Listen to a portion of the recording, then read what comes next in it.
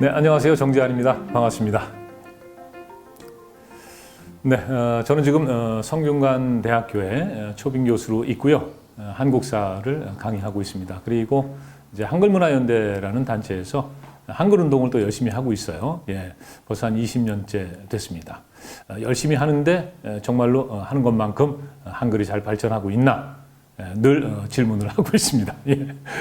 자, 이 한글, 그러니까 우리가 지금 이제 한글이라고 부르는 이 문자의 이름은 원래는 이제 훈민정음이었죠. 예, 세종이 창제했을 때 이제 훈민정음이라고 했고, 그리고 이제 편하게 뭐 정음이라든가 언문이라든가 뭐 이렇게도 불렀습니다. 그리고 이제 여성들이 이 한글 보급에 굉장히 많은 역할을 했죠. 그래서 이제 암글이다 뭐 이렇게도 얘기를 했고, 불경 언해 같은 걸 많이 했기 때문에 중글이다 또 이렇게도 얘기를 했습니다. 이 언문을 배울 때 각야, 거겨 이렇게 배우죠.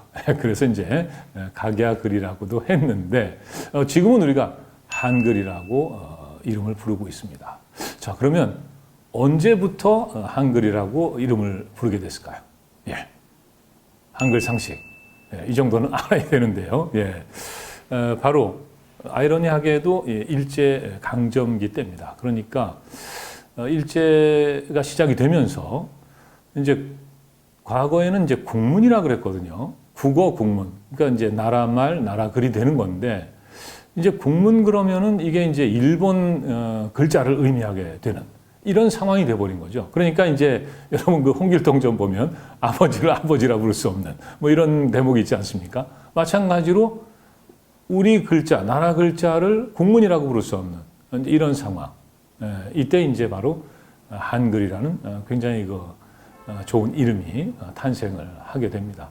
한글의 장명자는 여러 가지 설이 있긴 합니다만은 주시경 선생이 짓지 않았느냐라고 지금 이제 국어학계나 역사학계에서 받아들이고 있습니다. 1908년에 국어연구학회라는 그 학회를 주시경 선생이 시작을 했는데 이게 이제 일제가 시작이 되면서 그 배달 말글 모듬이라는 이름으로 바꾸게 됩니다. 예, 왜냐하면 이제 일제가 됐는데도 계속 국어연구학회라고 하면은 그게 일본어를 연구하는 학회가 되는 거 아니겠습니까? 그러니까 이제 배달 말글 모듬으로 이름을 바꾸고 그리고 이제 한자 이름으로는 조선 언문회라는 걸 썼죠. 예, 그러다가 1913년에 예, 이제 그 이름을 다시 한글모로 바꿉니다. 그래서 이 한글이라는 이름이 문서에 공식적으로 기록이 된 것은 바로 이제 1913년이 되는 거고요. 1926년부터 이제 각야날을 기념하다가 1928년부터 이제 한글날로 이름을 바꿔서 이제 기념을 하고 차츰차츰 이제 한글이 퍼지게 되는 거죠. 근데 이제 앞서 주시경 선생님 말씀을 드렸는데 그러면 이 한글날을 기념하고 또 이 한글이라는 이름을 열심히 쓰고 보급하신 분들이 누구냐? 바로 주시경의 제자들입니다. 이 주시경 선생이 1914년에 좀 일찍 세상을 뜨셨어요. 39살에. 정말 하고 싶은 일이 굉장히 많은 분이었다고 저는 생각하는데 너무나 그 짧게 생을 마감함으로 해서 꿈을 다 펼치질 못하셨죠. 그런데 참 다행스러운 것은 이 주시경 선생이 아주 훌륭한 제자들을 많이 기르셨습니다. 그래서 이 제자들, 뭐 김두봉이라든가 또 권덕규, 또 이윤재, 김윤경, 또 최연배 이런 이규영 선생도 있네요. 이런 제자들이 바로 그 스승의 학설과 사상을 계승하고 더 발전시켰던 거죠. 일제 강점기는 여러분 뭐 잘 아시겠습니다만은 조선어를 말살했던 시기다. 예. 근데 이제 뭐 처음부터 바로 조선어를 뭐 말살할 수는 없는 거죠. 현실적으로 불가능합니다. 예. 그렇지만은 그들의 의도는 이제 동화 정책을 펴면서 조선 사람들을 일본 사람들을 만드는 거였기 때문에 궁극적으로는 조선 사람들로 하여금 일본말을 하게 한다. 뭐 이런 거였죠. 그래서 점차 이제 학교에서 일본말 교육을 강화하고 이제 조선어 교육은 점점 이제 배제하고 이런 상황. 이것이 이제 1940년대에 들어가면은 정말로 이제 국어 상용 운동. 국어 상용 운동 그러면 이제 그때 일제니까 일본어 상용 운동입니다. 예. 그리고 이제 국어 전의 운동. 일본어 전의 운동. 누구나는 조선 사람이 되겠죠. 일본어를 이해해야 한다. 뭐 이런 거죠. 그러면서 이제 1943년이 되면 이 조선어 말살이라는 그런 극단적인 표현까지 신문에 등장을 하게 되는 겁니다. 그런 상황에서 바로 이 사전을 만들고 있던, 그러니까 이제 그 주권을 잃고 나라 없는 백성이 이런 된 상태에서 그래도 우리가 우리말 글을 지키고 있으면은 언젠가는 나라를 되찾지 않겠느냐, 이제 그런 생각으로, 신념이죠, 신념. 그러니까 어떤 분들은 아니 총칼을 들고 싸우던 나라를 못 찾았는데 뭐 말 글을 지킨다고 뭐 나라를 찾을 수 있습니까? 이렇게 질문하실 수도 있지만은 그 당시에는 이제 이 민족과 언어, 이것을 이제 하나의 운명 공통체로 보는 그런 사상이 있었고, 그분들은 바로 그와 같은 믿음으로 사셨던 거죠. 그래서 사전을 편찬을 하고, 사전을 만들려다 보니까 이 언어가 정의가 돼야 되고, 그 과정에서 이제 한글 맞춤법 통일안, 또 표준어 사정, 외래어 표기법, 이런 것들을 다 만들게 됩니다. 근데 이게 참 굉장히 중요한 거거든요. 뭐냐면 바로 이제 전근대적인 조선어를 근대적인 언어로 바꿔놨다. 이런 이제 의미가 있는 겁니다. 그래서 이와 같은 활동을 하고 있는 이제 조선어학회가 탄압을 받는 사건이 1942년 10월 1일에 발생을 하게 되는데요. 이 발단이 참 뭐라 그럴까요? 이게 참 우연이라고 해야 될지, 우연치 않게 이런 사건이 일어났다고 해야 될지.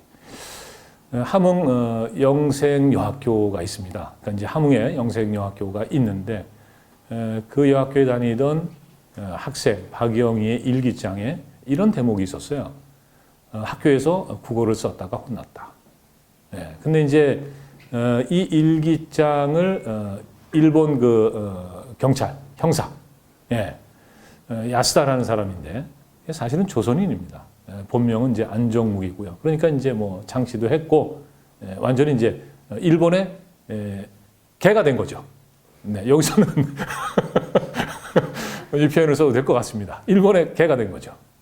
그래서 이제 우리 민족지사들, 독립 운동가들을 때려잡는 그런 아주 못된 짓을 했단 말이죠. 그런데 이자의 눈에 바로 일기장에 국어를 썼다 혼났다라는 대목이 띈 겁니다. 보니까 이상하잖아요. 국어를 썼다가 혼났다?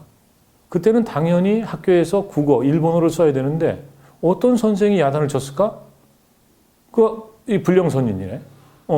이거 문제가 있군. 해가지고 이제 이 학생을 불러서 취조를 하게 되고, 그런데 이제 새로운 사실이 드러납니다. 뭐냐면은 박영희가 그 신문을 받으면서 뭐라고 얘기했냐면,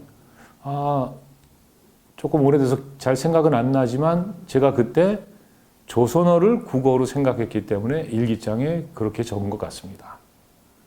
그럼 이게 뭐냐면요, 학교에서 조선어를 썼다가 혼났다는 겁니다. 왜냐하면 그 당시에는 이제 학교에서 이 국어 상용 이런 걸 철저하게 지키도록 했기 때문에 학교에서 조선어 쓰고 그러면 혼나고 벌금도 내고 뭐 그랬습니다. 여러분 그 영화 말모이 보셨죠? 거기 판수 아들 덕진인가? 이름 덕진인가? 선생님한테 이렇게 몽둥이로 맞다가, 옛날에 빠따라 그랬는데 몽둥이로 맞다가 아프니까 엄마야 하지 않습니까? 그래가지고 이건 이제 구타죠, 구타. 체벌 수준이 아니고 그런 장면이 있는데 바로 이제 그와 같은 상황이었거든요. 그래서 이제 사실은 이제 아무 일이 없는 거죠. 왜냐? 박영희가 그냥 학교에서 조선어를 썼나 보다. 그래서 선생님이 야단쳤나 보다. 이렇게 이제 해석을 하면 아무런 문제가 없는 건데, 야스다. 이 불독 같은 놈이. 가만히 있어봐. 그러면 박영희는 그렇다 치고 박영희로 하여금 조선어를 국어로 생각하게 가르친 그 선생이 문제구만. 그래가지고 또 그 선생이 누구냐 이거죠. 아직도 지금까지도 국시를 거슬러서 조선어를 니네들 국어로 생각하게끔 가르친 선생이 누구냐 해서 당시 이제 조선어학회에서 사전을 편찬하고 있던 정태진 선생이 불려가게 됩니다. 그리고 가서 이제 고문을 당하죠. 왜냐하면 순순히 자기네들이 원하는 대로 얘기 안 하면 고문하는 거거든요. 그리고 증거가 없으면 고문을 하는 겁니다. 그래서 이 고문이라는 것은 사실은 가장 반인륜적인 범죄죠. 인간을 파괴하는, 인간의 정신을 파괴하는 그런 겁니다. 내가 안 했는데도 했다고 얘기하게끔 만들어 버리는 거죠. 그래서 이 조선어학회가 겉으로는 이 학술단체를 가장하고 있지만 사실은 독립운동을 해왔다. 이렇게 돼가지고 이제 1942년 10월 1일에 일제 검거가 시작이 됩니다. 그래서 조선어학회 회원들 또 이제 후원자들 33분이 그 가운데 이제 2분은 이제 병 때문에 구속은 면합니다만은 33분이 이제 검거가 되는 거고요. 그 이후에 이제 관련자들까지도 한 50분 정도가 이제 끌려가서 문초를 당하고 고초를 겪게 되는 거죠. 결국에는 이제 그 원심에서 유죄 판결을 받게 되는데 이극로 선생, 이희승 선생, 정인승 선생, 최연배 선생 그리고 정태진 선생까지 이제 실형을 이제 선고를 받게 됩니다. 1945년에 8월 15일에 우리가 그 해방이 되지 않았다면 정말 우리 마을글이 죽었을지도 모릅니다. 그리고 제가 지금 이 자리에서 일본말로 여러분에게 뭔가 일본의 역사를 얘기하고 있을지도 모르겠어요. 뭐 그럴지도 모릅니다. 상상입니다만 다행히 이제 해방이 되고 옥에 갇혔던 분들이 이제 서울로 돌아옵니다. 근데 이분들이 정말 놀라운 게요. 8월 17일에 석방이 되고 19일 밤에 서울에 도착합니다. 그 다음 날 바로 모입니다. 저 같으면요. 한 일주일 여행 갔다 오면 하루는 쉴 거예요. 그래야 그 다음 날 원기를 회복해서 일을 할 수 있을 것 같습니다. 이분들은 3년 가까이 온갖 고초를 겪고도 단 하루도 쉬지 않고 그 다음 날 모여서 학회를 재건하고 그리고 이제 새 사회, 바로 이제 이 해방된 조국, 새 나라를 건설해야 된다. 우리가 해야 될 일이 뭐냐? 그래서 이제 민족어를 회복하고 그리고 학교 교육을 정상화해야 되니까 교과서를 편찬해야 되고 또 이제 국어교사를 양성하는 그런 그 한글 강습 같은 것도 해야 되고 또 이제 한글 전용 운동 이런 것을 이제 하기로 계획을 세우는 거죠. 그리고 뭐 바로 이제 실행에 들어가서 한글 첫걸음이라는 그러니까 한글로 만들어진 최초의 우리말 교과서가 11월에 이제 만들어집니다. 그리고 이제 그 책으로 학생들이 학교에서 이제 한글을 배우죠. 일제 때까지는 일본어를 배웠습니다. 가나 문자를 배우고 이제 조선의 글자 한글로 다시 이제 이들이 정상적인 교육을 받게 되는 거죠. 그리고 이제 그 당시에 문맹률이 한 80%에 가까웠다고 하거든요. 뭐 한 78% 정도라고 하는데 성인들도 이 책으로 공부를 했습니다.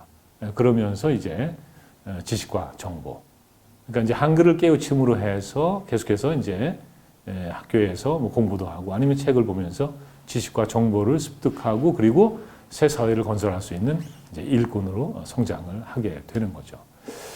그리고 딱 하나만 더 말씀드리면, 두 가지를 말씀드려야 되네요. 그 사전, 1929년에 만들기를 시작했던 사전은 1957년에야 완성이 됩니다. 그래서 28년이 걸려요. 큰 사전이란 이름으로 6권이 이제 발간이 되는데, 처음으로 이제 우리의 사전, 당당하게 자랑할 수 있는 그런 사전을 갖게 되는 겁니다. 또 하나는 뭐냐면요. 한글 전용 운동입니다. 지금 우리가 한글 전용 시대를 살고 있다 이렇게 얘기를 하는데 1990년대까지만 해도 신문이 국한문 혼용이었습니다. 1988년에 창간된 한겨레 신문만 한글로 신문을 만들고 있었죠. 그렇지만 지금은 신문에서 한자 찾기가 좀 어렵습니다. 한자 가끔 보이죠? 거의 무슨 장식품 같아요. 그 장식품을 왜 다는지 모르겠습니다만은. 그런데 이렇게 한글이라는 배우기 쉽고 쓰기 편한 이런 문자 이런 게 있었기 때문에 우리가 정말 빨리 문명에서 벗어나고 또 새 나라를 건설하는데 큰 힘이 되지 않았나. 지금 이제 대한민국의 위상이 대단하지 않습니까? 이 코로나 상황에 K-방역이 아주 모범적인 사례가 되고 한류가 지금 뜨겁죠. 기생충 또 방탄소년단 전 세계가 한국을 주목하고 있습니다. 그래서 바로 이제 우리는 한글의 주인 또 한글 문화권의 종주국으로서 정말 당당하게 세계를 선도할 수 있는 그런 한글 문화를 꼽혀나가야 되지 않느냐. 여기에 바로 이제 세종과 주시경 선생과 그리고 그들의 제자였던 조선어학회 학자들의 삶이 그대로 녹아 있는 겁니다. 그런 점을 우리가 결코 잊어서는 안 되겠습니다. 들어주셔서 고맙습니다.